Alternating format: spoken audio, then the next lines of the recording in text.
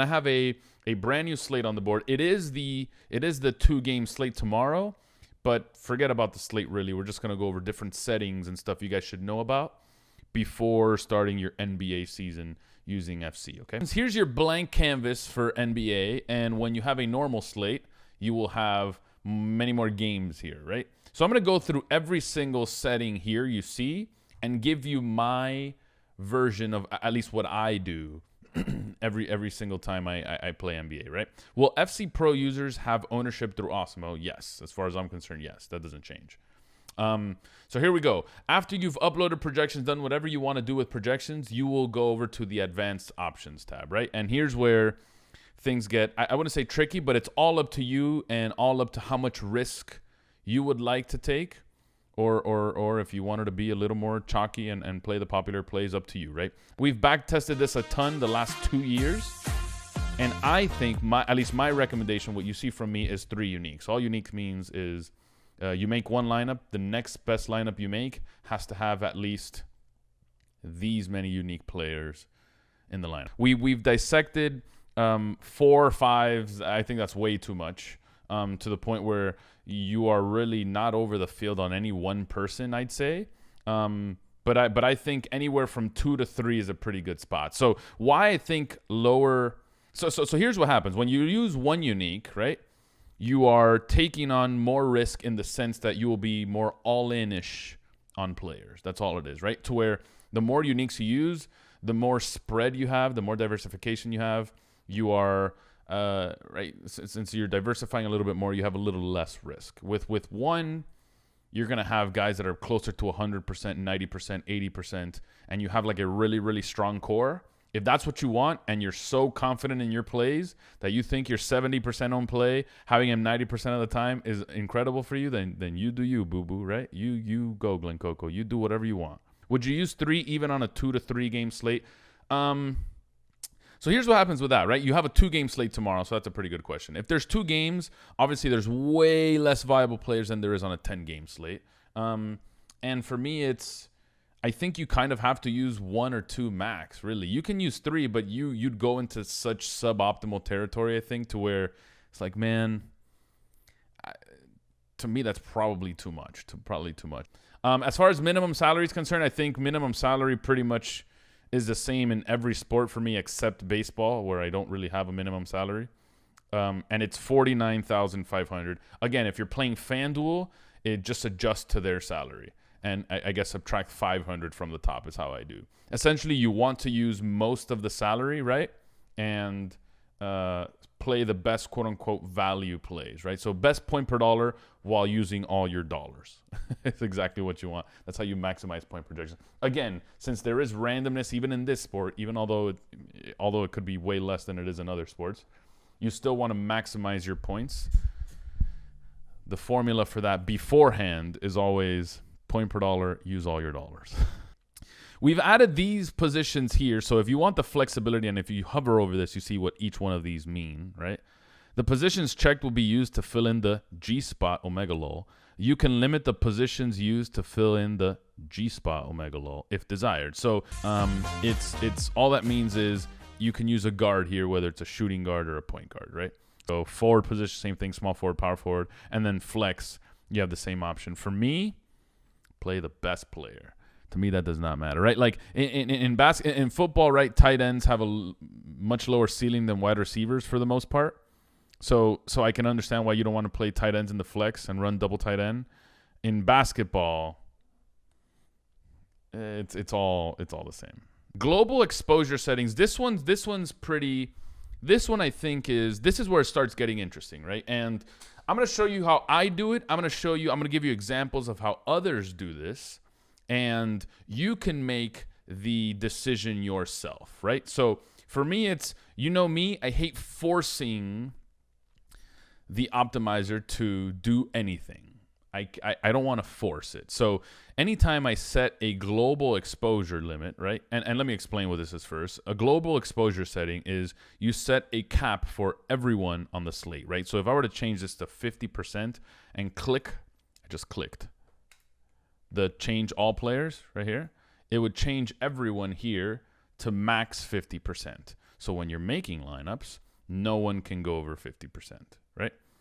You don't I don't think you want to set everyone at anything really. If anything, you would love individual exposures, which, by the way, you could also upload these, right? You could also upload exposures. You put all the player names here, and you could upload individual exposures for anyone, which is a common thing amongst some pros.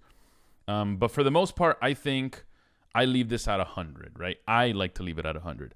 I will say this. If you are capping or setting some sort of, global exposure, or you uploaded exposure settings, using each, or what used to be the each and group features, if you use each, which is now default, you should be okay. All that means it's like a running exposure thing, to where if I had this at 40% and I changed everyone to 40 and I made, 50 lineups, or I'll try. I don't know if I can.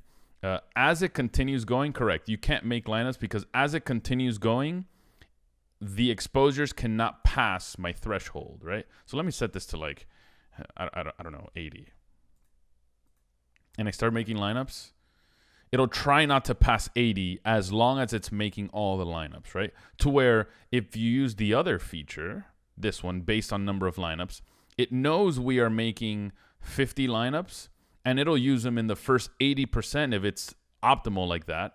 And then it won't use them in the last 20% just to get there. So in Anthony Davis's case, it'll use them in every lineup it can until it reaches 80% of the lineups I'm trying to crunch from the beginning, and then it'll stop, like you see here. So it used them in the first 40. It didn't use them in the last 10. As far as I'm concerned, all the pros I know that I've talked to that use FC all use the each feature, which we've made standard and default for everyone. We continue, and then we go to randomness. I don't believe, and correct me if I'm wrong, Dave, I don't believe we had the new randomness for last season. I think we had it under wraps still, right? To where I know I used it for NFL, and I think we had it at the very end of last NBA season under wraps. So I at the time still didn't have a ton of experience. Came out May 1st. There you go.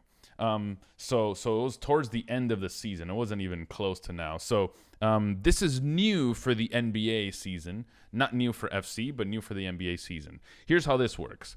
The old randomness, or the non-pro randomness, is this one, right?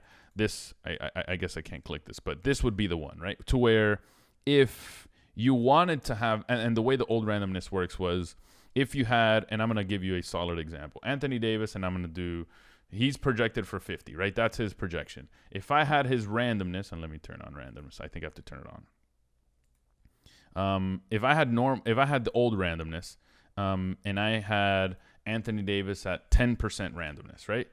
How this would work is it would take 10% less of his projection, right? Meaning 45, and it would take 10% over, meaning 55, and it would create a range from 45 to 55, where it would, every time it makes a lineup, it would pick randomly in that range a random number, and that's what it would project Anthony Davis for the first lineup it's creating. For the second lineup it's creating, it will do the same thing all over again, over and over and over. We have a link for you guys, and Dave just posted it in the chat, of how randomness works, right? How randomness works. So this is perfect. Projection of 50, randomness of 10, right? And I'm going to make 150 lineups for this person, right? This is how old randomness works. If we were to make 150 lineups with a guy with a projection of 50, and we set him at 10% randomness, by the way, this is, I think, how every other site does randomness as well, too. It would go from anywhere from 45, just how I told you, all the way to 55, and it would choose randomly in the range. It's completely random. If we were to run it all over again, look at the numbers. It's completely random again. If we were to run it again, completely random again. It's just random. And it is true to what it says. It's just a random event. The new randomness, which we've incorporated, is more closer to the actual projection while still having, it could be a little bit higher, it could be a little bit lower, depending what you set your randomness at, right? So we feel this is, and NBA makes a lot of sense, right? We feel this is a better representation of the actual possible scores a person with a 50 projection could have, right? And the more you keep simulating, the more it's going to stay around the area, right? It's all going to hover around 50, where the closer to 50 you are, the more times it's going to use this. Where here, you're still picking random. You could use as much 45 as you do 55. You could use more 45s than you do actual 50s. And that's really tough. It takes the skill away, right? It takes the skill away. Also, with the new randomness, feel free to bump up randomness a little bit more. You're totally right. If you're using the old classic randomness, anything above 10% is death, I'd say. I don't know. And then I'd even recommend maybe 5% or so, just so you can be concentrated around what your actual projection is. If you use 40% classic randomness, I mean, why have projections? Why have projections at that point? You know LeBron's going to play 35 minutes. He averages around a certain fantasy point per minute. You factor in matchup. If you want to do pace, whatever it is, you have a pretty good idea of where he should be most of the time, unless something really drastic happens. If you're trying to project the drastic occurrences, forget projections at that point, right? Minimum projection included in calculation. And again, if you hover over any of these things, you will see what you get in some of these, right? Any players in your player pool under this number will not be considered for optimizing lineups unless you lock the player. Limiting the pool increases the speed of calculations, and players below the default number normally do not need to be considered. This will be applied to whatever field you calculate them from. Example, my projections are ceiling. So if you calculate by ceiling and you wanted a minimum ceiling of 15, you could still set your minimum projection in this case. In this case, it'd be ceiling, as long as this is set to highest ceiling, right? And whatever you're projecting by, it will use this number as a minimum to include those guys. All this is saying is guys with a minimum projection of 15 can be included in my calculations, right? So if I were to sort this table by 15, anyone that's under 15 will not be used in my lineups. That's all this is saying, right? In basketball, there's a few things, but I think we're taking it to an extreme. The things that can be viable as far as stacking in basketball is obvious. It's an assist, right? You get assists per game. I've heard pace of play matters, right? More possessions. I heard overtime. How often does overtime happen for that to be worth? How many times does Harden only assist to Capella per game? Like, you know what I mean? Like, Harden could have 7 assists in a game. Does it mean all 7 are to Capella? No, obviously. So how worth it is forcing stacks in NBA? I mean, if you're of the beep I'm a Jeep mentality and say that, because his idea was, you know, every 16 games, 1 game goes to overtime. So if I stack over the course of a season, I'd hit. And I'm like, man, that is one ridiculous way to look at. I mean, he's a very smart individual, but that is an insane way to look at any sport, right? That is an insane way to look at any sport. So for me, I don't force stacks.